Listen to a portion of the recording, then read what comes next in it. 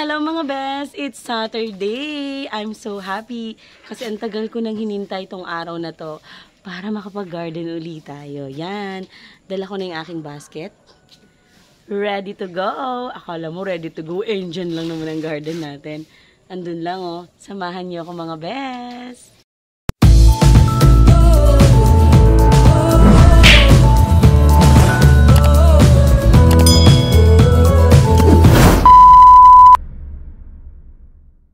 Maghanap tayo, best, ng gulay na pwede nating maulam ngayong araw na to.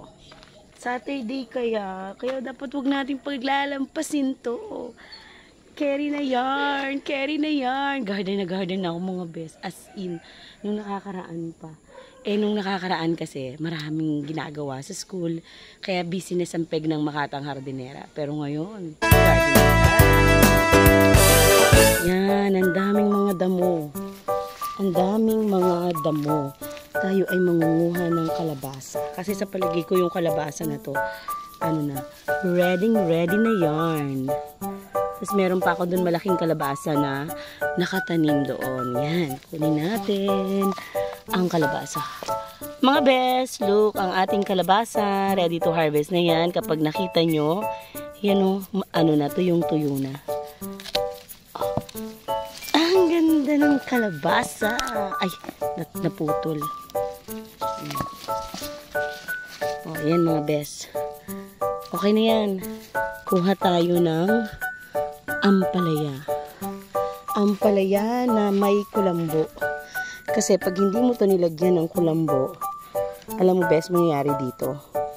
Kakainin to ng insekto. Kaya kailangan may kulambo yan. Diba? Yay! Luwanda! Ay, ang daming langgam! Ito.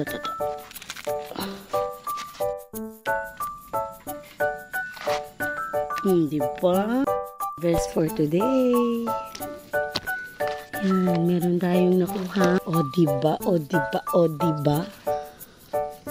Ang dami nila. Ang saya-saya. Ilang araw din akong hindi nakapag-harvest. Kaya naman, Saturday, excited.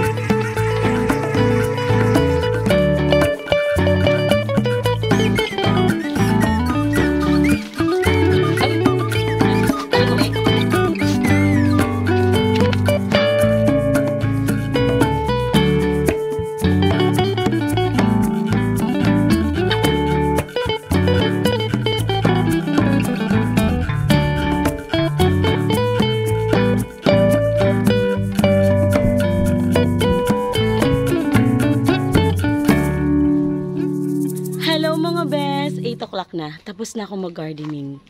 At malinis na ang aking garden. 'Di ba? After long week, ngayon lang uli tayo nakapag-garden. It's time to rest. I'm finished. Mga best, pagod man tayo galing sa pag-gardening, it's okay. Kasi ang dami naman nating produktong nakuha.